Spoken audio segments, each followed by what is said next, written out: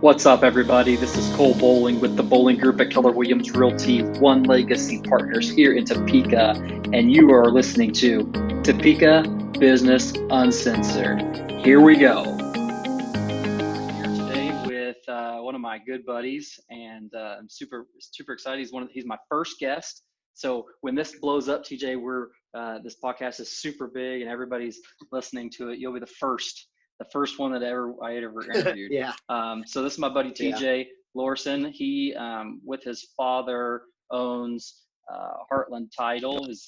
He's kind of the managing partner at this point. And today we're going to talk a little bit about what his business is, what his business is like, how they are integrated in real estate in general, what kind of title is, and just a little bit about his business. So TJ, tell me, one, who you are, and tell us a little bit about your business to start off with so people know what the heck we're talking about here. Well, as Cole mentioned, my name is TJ Lorson. I'm part owner of Heartland Title. We have offices in Topeka, Junction City, and Manhattan.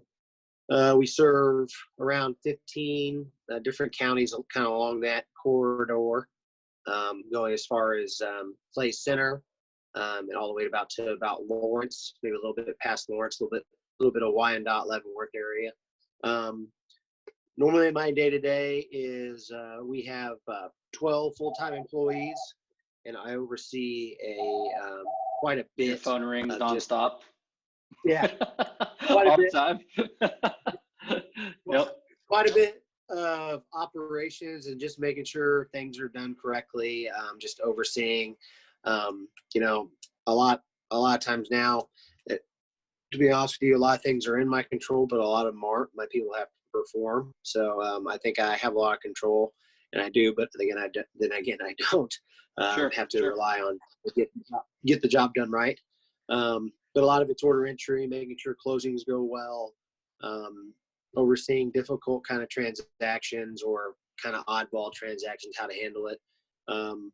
A lot of time it's just putting together a game plan on what we're going to do. And sometimes that's a lot of what we do as closing officers, is just saying, okay, we have to do this, this, and this. Here are your options. What would you like to do? That's a lot of what we do for a living. So what is the title? options and what is a title company? I think the best way to describe title insurance is imagine a world without it. Okay, so imagine that you have $100,000, you saved a bunch of money, and you want to go out and buy a property.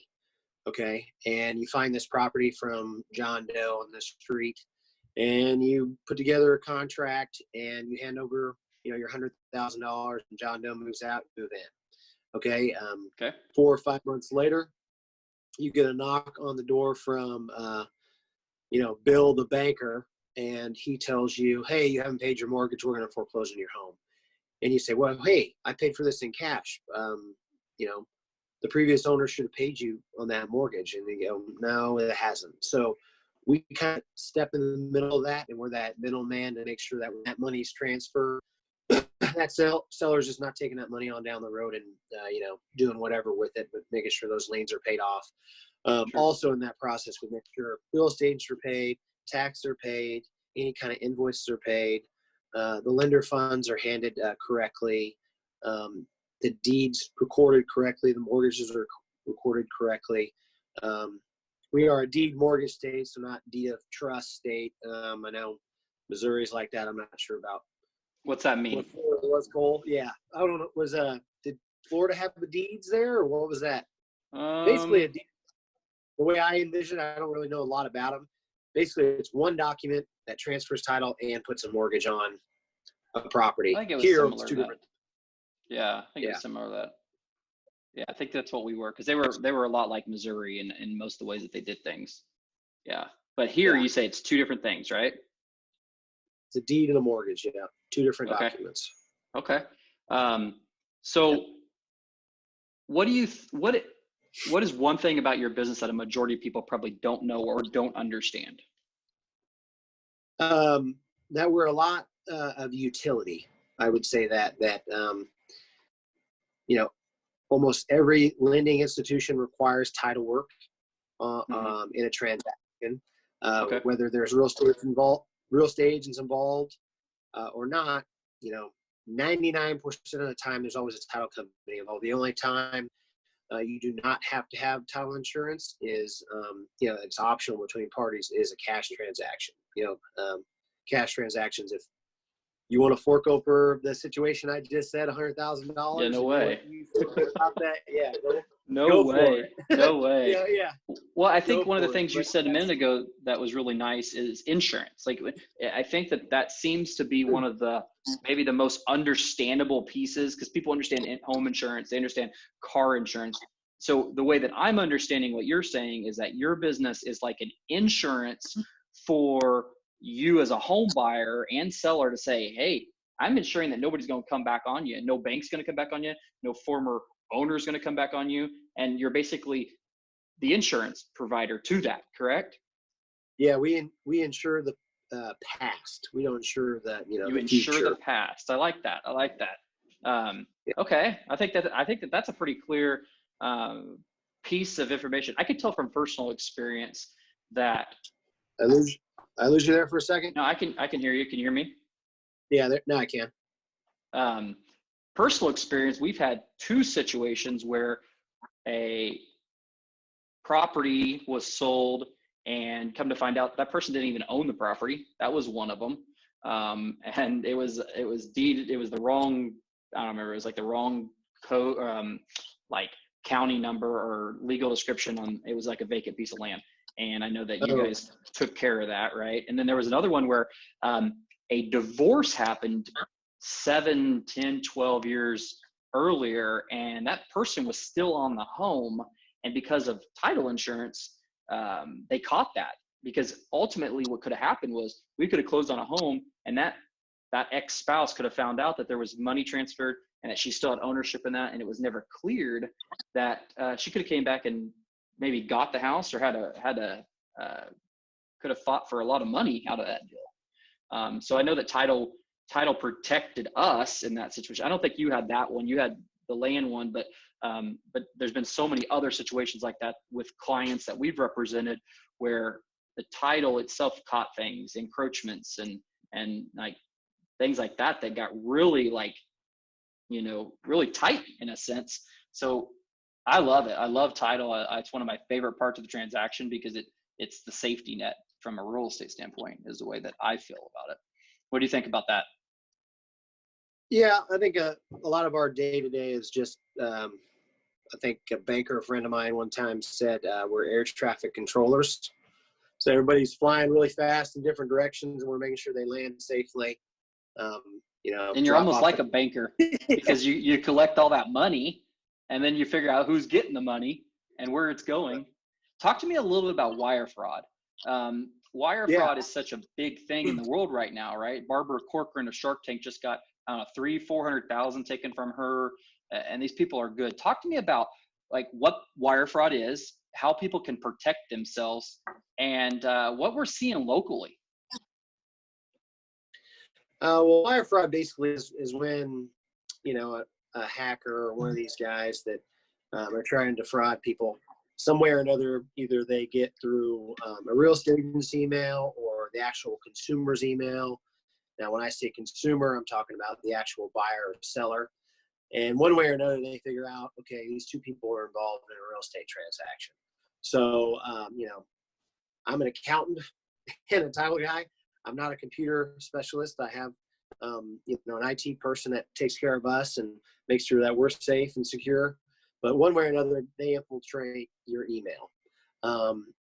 And they watch. They pay attention to what's going on in the transaction. They try to pick up when closing is happening. They try to pick up whose emails are being used. And then they try to kind of strike, so to speak, at the right time of when it's opportune. So an opportune time, if I was a hacker, let's say that we're going to close at the end of the month, probably what I would do is impersonate Cole Boling's email, say an email. Let's not do that, everybody, just so you know. Yeah. But if I was a hacker, this is basically, I'm getting you a scenario of how it works. They would impersonate your email one way or another. A very smart way that they do that is they use pseudonames, so they can control how it comes up in the email. As far as on the subject line, it shows Cole Boling, but if you click on it underneath, it'll say 12345 @yahoo.com, right? So it's a So they're basically pseudonym masking over it in a sense. mask. And then Gotcha. if I was a hacker, I would somehow intercept or create a settlement statement that looks legitimate. So as far as the sales price, yada, yada, yada. And then I would send that to the seller, because obviously the biggest people involved most of the time in a transaction that are vulnerable are sellers that are receiving a lot of proceeds. Those are one of the people that are vulnerable, and buyers that are buying cash and they're sending a lot of proceeds. So they're trying to intercept those wire transfers and get them back in their pocket. So again, back to this scenario is I'd impersonate Cole Boling through email, use a pseudonym. I'd send it to my sellers in an email. And in the email, I'd say, fill out these wire instructions. So blah, blah. And they would do it in a way where,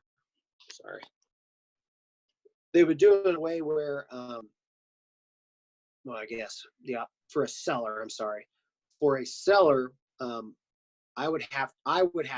the fraudster would have to impersonate the seller's email, and you'd have to send it to a closing officer. Okay. Right. For a buyer, I would impersonate Cole, him represent a buyer, send it to a buyer saying, hey, here's your final settlement statement. Please send wire instructions to attach PDF, see settlement statement and approve it.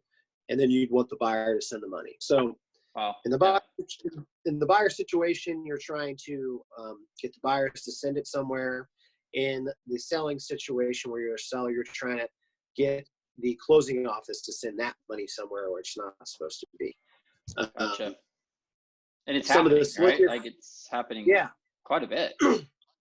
Like I said, some of the slickest way I've seen or heard about it is, impersonating your name, Cole, through an email. In the email, it's a settlement statement. Then it says, call this 785 number. The buyer calls the 785 number. They ask for the person they're supposed to ask for. Somebody answers it on the burner phone. They call them on the burner phone. They verify the wire instructions. Oh no, this is new. I haven't heard this one. You haven't told me about this one. The money is gone. So there's actually a voice to voice. Yes. So they're impersonating the email. And then they're giving them a number to call to verify it. So one of the big things you don't want to do is get used to your businesses. Hey, call this person to send earnest money. Hey, call this person to get wire instructions in an email. It's almost better in a text message or in a secure email to do that. So. Gotcha. So what would you say is the best way to handle, like, let's say I have a client moving to another state, right? And they are doing a dual closing. They're selling their house here. They're buying another property there. Like, what's the best way for somebody to protect themselves to make sure they don't fall victim to wire fraud? Probably the biggest thing as far as when you're a buyer is don't wire. Just bring a cashier check to the closing, or have a cashier's check overnighted, made out to that title company. That's the easiest way as a buyer. If you're going to be a buyer and you're going to use wire instructions, I would text message and talk with your real estate agent and know who they are. So if you want, you have to wire. So you're saying that if it's not possible for us to take a check or mail a check overnight, it has to be like a simultaneous thing. Communicate through the people right? Like your realtor, like talking with, making sure that there's a triple check, right? Like I'm also verifying with you, TJ, or the title person. So instead of just taking the word from the emails, like, oh, there's the number, let's just wire the money right over, right? Right. That's typically where people get hurt, is they don't double check it from my understanding. Okay. Right. Well, I learned something new there. I didn't realize that they're doing burner phones too now. Yeah. That's crazy. And then the other way is, as far as your proceeds when you're receiving money, there should be a pretty good way of, as far as that title company has situated. So for us, you guys fill out a deed packet with your deed docs, and there's also a seller proceeds letter in there. Okay. So at some point you should get that packet to be signed. Okay. from either your agent or you're going to get that signed. You're going to sign all those documents in front of a notary, and then you're going to overnight those documents back to our office. So let's say you live in Florida. Let's say you're selling a property in Kansas. You're going to get a deed packet either mailed or emailed to you. You're going to print it off.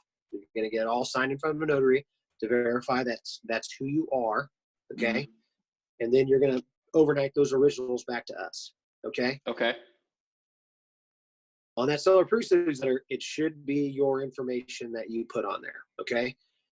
Now, hypothetically, this is stuff that I think about.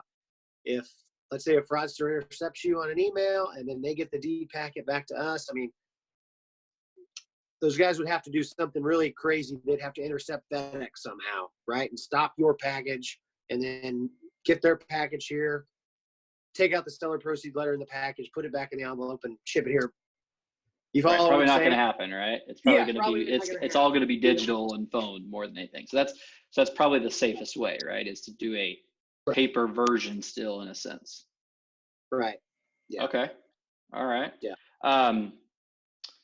Those are some of the big things that I know that I'm glad that we're able to get that information out to people to be more secure and more safe.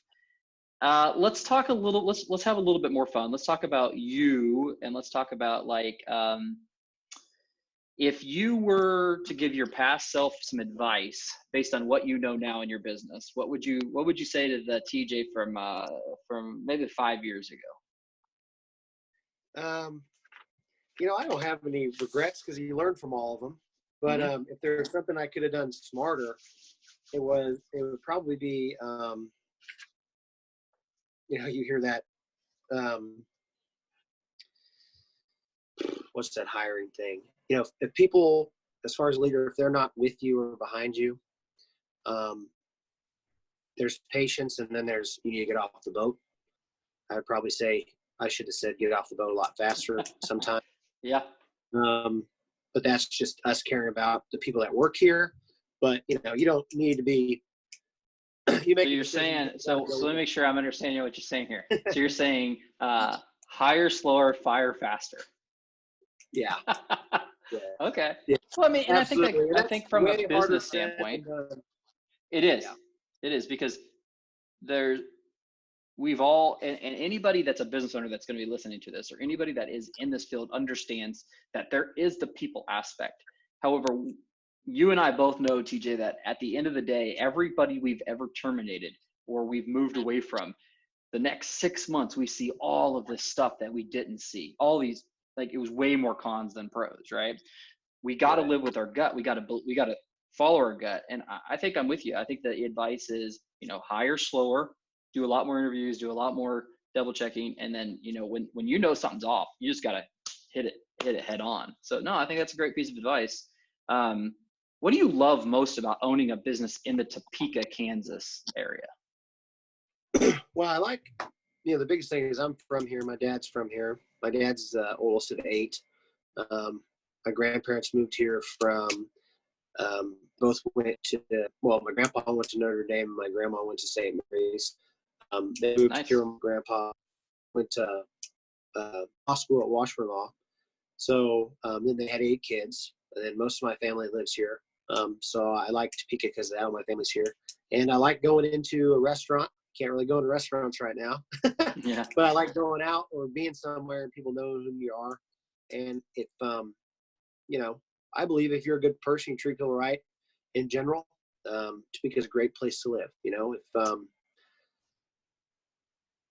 If you're not so much that way with people, then they're going to know who you are pretty fast, I think. And, it's not going to be really great for you, but personally for me, I walk into somewhere and it's like, hey, TJ, how you doing? What's your dad doing? How's your cousin? You do know. Shelby I thought doing? I knew a lot of people. Everywhere I go with you, it's like, oh, there's TJ. I'm like, man, I used to know a lot more than you. Now you know everybody. I like it. I mean, it's refreshing. When I lived in Colorado for a while, it's just people were nice. They were nice. It just wasn't home. So I get it. Like about Topeka. So I get it. How could people support your business right now with, obviously this is a little bit of a different time. How can the public support your business? Just thinking about some of their real estate transaction or home refinances as far as on the consumer level. And understanding, we are a family-owned and operated business. We've been in business for, I think, 16 or 17 years now. And, it takes a great deal of cojones, you'd say, to open up a business. And I feel like, my dad was, I think he was in his 40s. I want to say he was 45 when he opened Heartland Title, maybe late 40s. And that's a lot of risk for somebody kind of that older to do that. And, call it smart, call it dumb, one way or another, it got done. And, I'm thankful to have an opportunity to come in and, run Heartland Title and try to take it to the next level. I appreciate the challenge. I think anybody that knows me, I like a challenge, whether it's physical, mental, business-wise. The biggest challenge for us that I enjoy is, we have so many resources, we do, just so many. And how do we use those resources smarter than the people we compete against? And it's not necessarily, what are the resources they have, what do we have? It's what makes us, stand out and be the best person that we can, or not the best person, but best company we can. And that's why I enjoy trying to figure out, what's our niche? How do we differentiate ourselves? I don't think all the time it's about money. I don't think so. I think that as far as the cost of a product, yada, yada, yada. Sure. Yeah. To do with, are you taking care of your clients? Do they know it? Do you show that you care about them? Can you be trusted? Do they want to come back to use you?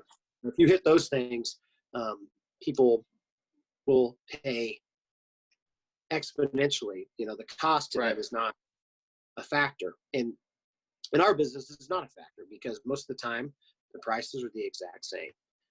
So we get to compete on service, trust, reputation, those kinds of things. And those are the kinds of things I enjoy competing on. You know what I mean? So yeah, absolutely.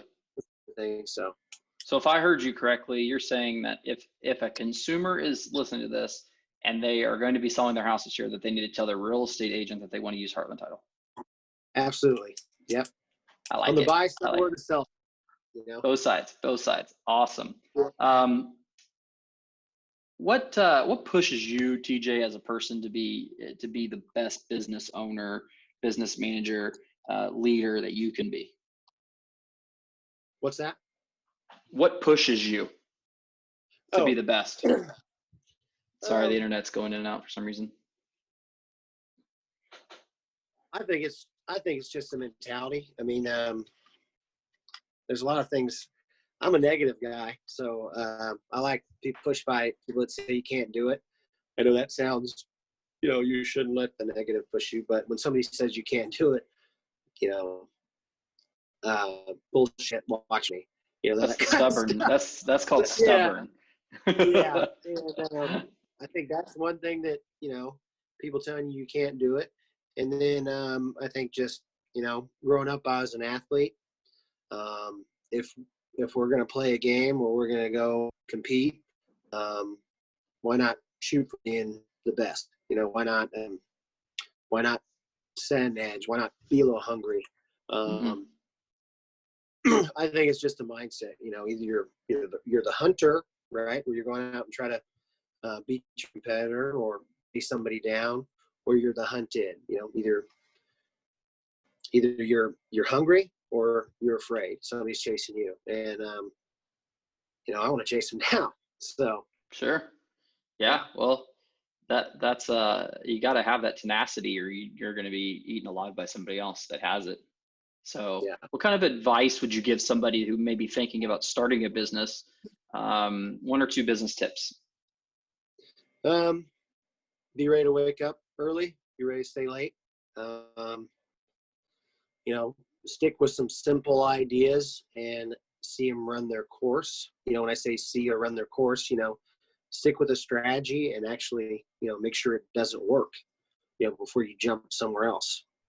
I try to tell myself all the time, well, little things we were doing, like just stay the course, and just see if it actually works. And then give it, a month or something. And if it doesn't work, then it doesn't work. I think read a lot of books. Read a lot of books. Okay. Yeah, get other people's perspective, and Mm-hmm. have 6 months of I'm figuring this out in the bank before you jump. I think that's a big one. I think you see a lot of real estate, and one of my favorite things I get to do, I really like actually, is sitting down with new agents and saying, why'd you get in this business? What'd you do? Did you plan for this? The way they Sure. answer those questions are how much, I really either believe in they're going to be successful in this business or they're not, being prepared to make a Yeah. jump, not going up, flying off by the seat of their pants. They're mad at their boss, so I'm going to get into real estate. Well, Yeah. Did you plan to, you didn't like your boss, but did you plan to make the jump, or it's just Sure. like maybe switch in your head? Those kind of, that's why I would tell you any small business.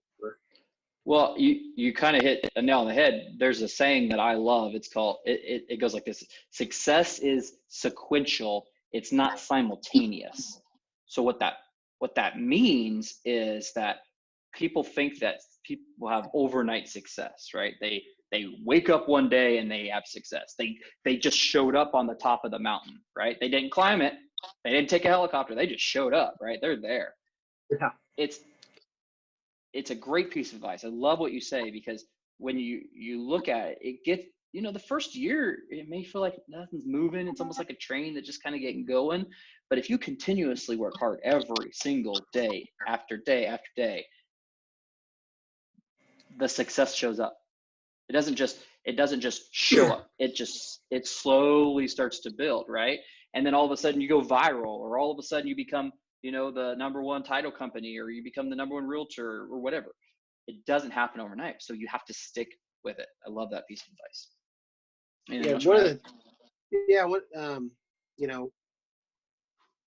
I first started out of college working with my dad, we had like 4 people, right? And then, so my goal was always to have as many closings as I could in the day, and then pay them out enough where I can get agents the money and the sellers the money, give them the documents they need back, and then after 5, I'll get all the documents uploaded to record, right?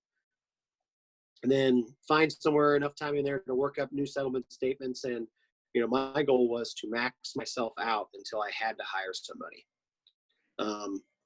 And I think a lot of business owners or people that start a business, I think they don't do that right away. And they really need to figure out a way to max themselves out. And once you get there, then hire, and don't just, build it slowly. There is such thing as going too fast. And I'm not saying I don't do that. Yeah, we all do it. We've all been there. Yeah, I'm just saying that I would say, really grind in there before. And I'm thankful that we have processors and people now. Anytime I hire somebody, my day-to-day goal now is I want my title department stressed out to hit our deadlines. And if they're stressed out and they feel like they're busy, then us on the marketing side or sales side is doing their job.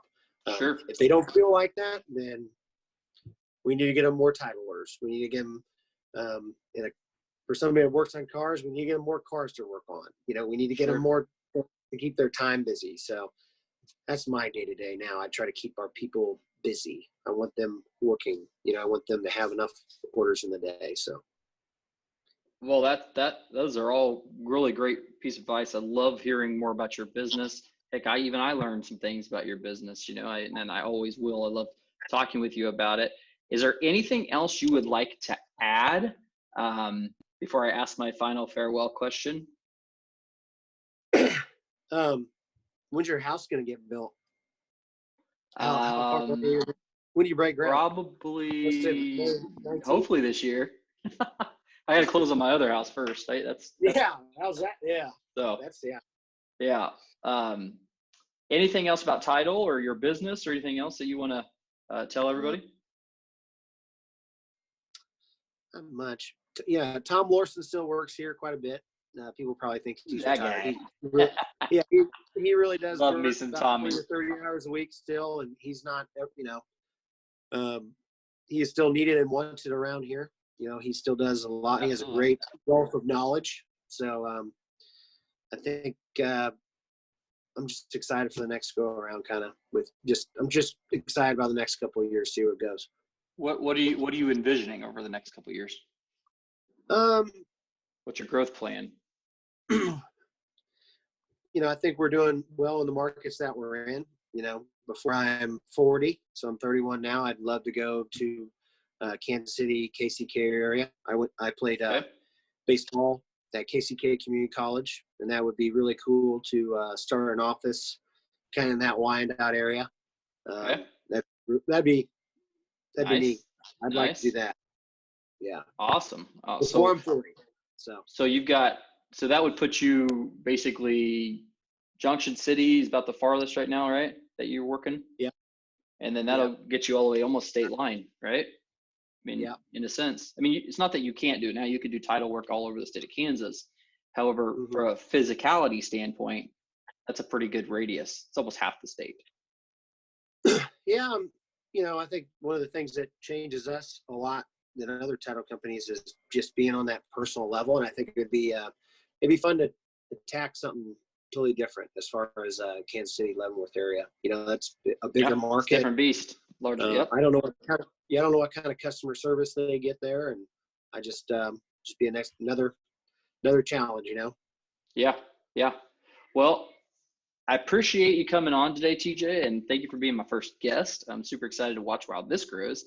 The last question is a personal question, just a fun one. If you could have dinner with one person, dead or alive, who would it be and why? Donald Trump. Oh, yeah? Tell me why. I feel like that guy would be honest with me. I'd ask a question, he'd be honest. I feel like he'd shoot straight.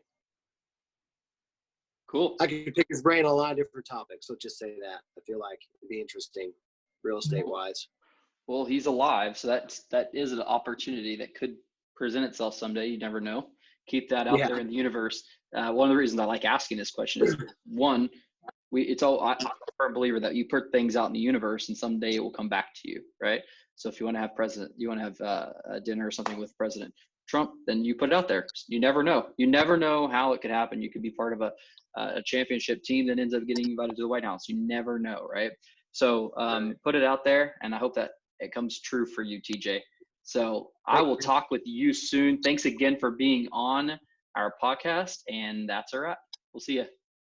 All right, brother. See ya. See ya. You've been listening to Topeka Business Uncensored, where we interview business owners in the Topeka, Kansas area about their business and a little bit about them as a person. I'm Cole Boling, and I am one of the co-owners with my wife, Jamie, of the Boling Group real estate team with Keller Williams, One Legacy Partners in Topeka. If you are thinking about selling, buying, or investing in real estate, I'd love to connect with you through our website at thebolinggroup.com.